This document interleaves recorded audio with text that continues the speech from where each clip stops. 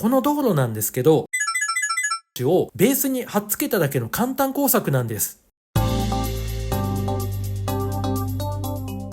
皆様こんにちは。地理学出身、そして街の息遣いをジオラマで表現するアトリエモレジです。今回はですね、15年以上前に制作したんですけど、卓上サイズのミニレイアウトをご紹介します。実際の路線をテーマにしつつ、既製品を使って簡易的に再現した作品で、これからレイアウトを作られる方とか、純粋にジオラマを楽しまれたい方のご参考になればと思ってます。簡単な現地調査、そして制作から完成までを一気に楽しめる短い動画にまとめました。最後までお楽しみいただけましたら嬉しいです。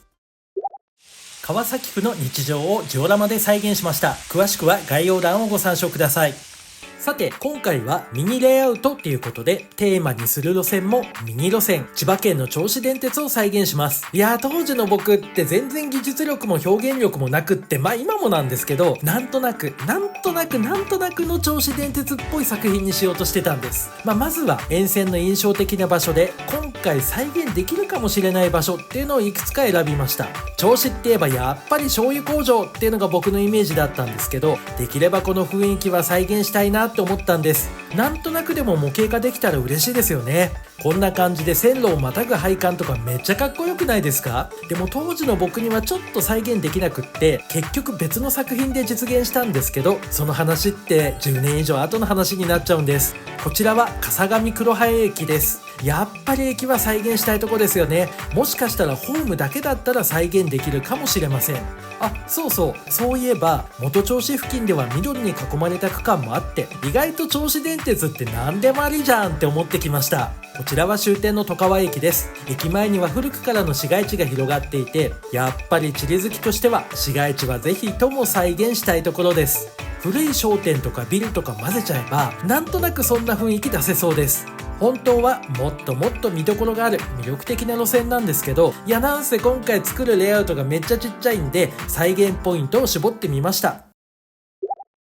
レイアウトはこのケースの中に再現します。ちょっとサイズを忘れちゃったんで、中身からの推測でなんとなくのサイズを表示します。長期お休みのタイミングですし、比較的簡単な工作なんで、皆様のレイアウト制作のきっかけになったり、何かのご参考になればなぁなんて思ってます。これ100均で買ったはずのスチレンボードで木目が気に入って買ったんです。これをカットしてベースにします。ジオラマはボード、さっきね、木目気に入ったって言った割にボードの裏面にジオラマ作るんですけど、ここにフレキシブル線路を接着します。でもなんでフレキ線路を使ったか自分でも全然覚えてなくって、今だったら間違いなくトミックスのスーパーミニカーブレールを使うと思います。バラストを散布して固着していきます。今回はこれらの建物を使って市街地と駅を表現していきます。こちらのジオコレの駅 C なんですけど、ホームとセットになってて2度お得なんですよ。ホームの再現だけじゃなくって、こっち側の建物、醤油工場の倉庫になんないかななんて考えてるんです。当時のジオコレって箱を開けるまで中身に何が入ってるかわからなかったんですね。だからどんな市街地になるかっていう楽しみはあるんですけど、やっぱ街のイメージってあるじゃないですか。あと建物の数も全然足りてないんで、結局は手持ちの建物で街並みを再現しています。駅舎は思い切って省略して市街地に場所を割いていきます。現地には緑に囲まれた区間もあったんで、レイアウトのアクセントとして小高い丘を作って現地にはない切り通しを作ります。地盤は発泡スチロールを重ねて作っています。全体の配置はこんな感じになりました。この道路なんですけど、実はグレーの画用紙をベースに貼っつけただけの簡単工作なんです。画用紙によって微妙に色味を変えてまして、めっちゃ簡単に舗装時期の違いをお手軽に再現したんです。当時はこういう表現してたんですね。すっかり忘れてました。そして当時は地盤もかなりざっくり作ってたみたいで、紙粘土もそこそこに盛る感じで、めっちゃ隙間ができてるんですよ。で、ホーリッジで隙間を埋めちゃってごまかしてたっぽいんですけど、マジかって感じですよね。人形を配置してレイアウトは完成になります。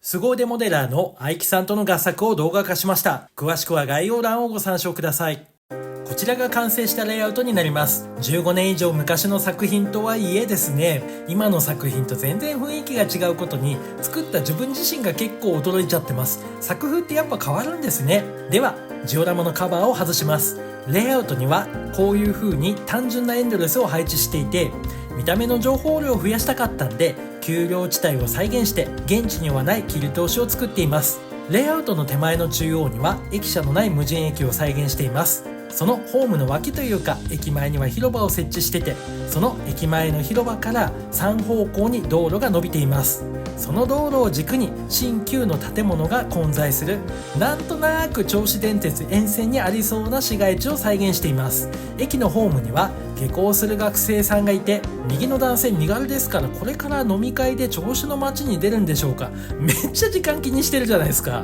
ホームはもともと貨物用のものなんですけど、全体的にローカルな雰囲気だからか、こんな感じでですね、不思議と違和感なく馴染んでくれたんです。駅の脇には醤油工場の倉庫を意識して今は使われてないっていう設定の建物を配置しました。敷地には学生さんがいて、今日のテストの振り返りをしてるんでしょうか、いや違うよなとか、ご覧になる方がいろいろ想像できるようにしています。切り通しを抜けた電車はゆっくりのんびりと駅に向かいます。駅前には多すぎず少なすぎずのなんとなくの人数を配置していて、お店の前には井戸端会議のおばちゃんたちが結構話盛り上がっちゃってる感じを再現しています。駅前通りには今日のテストの感じがいい感じだったんでしょうか、にこやかに帰宅してるかのような学生さんを再現したり、様々にドラマを想像しながら制作しました。めっちゃちっちゃいレイアウトだったんですけど、とっても楽しく作れました。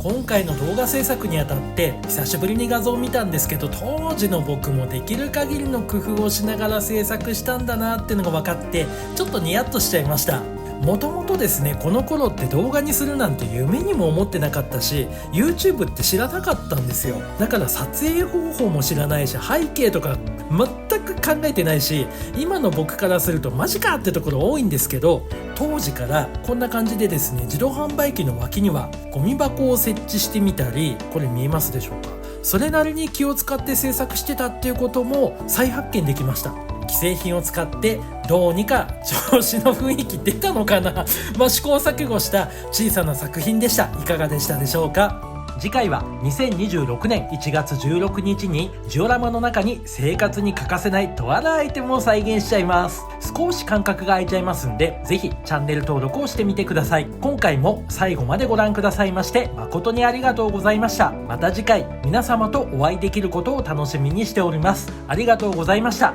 さようなら。それでは皆様、良いお年をお迎えください。今年も1年ありがとうございました。感謝いたします。ジオラマ制作担当のアトリエモレジが皆様のオーダーメイドの作品を心を込めて丁寧に制作します。お問い合わせは概要欄のリンク先にあるオーダーメイドお問い合わせフォームからご質問ください。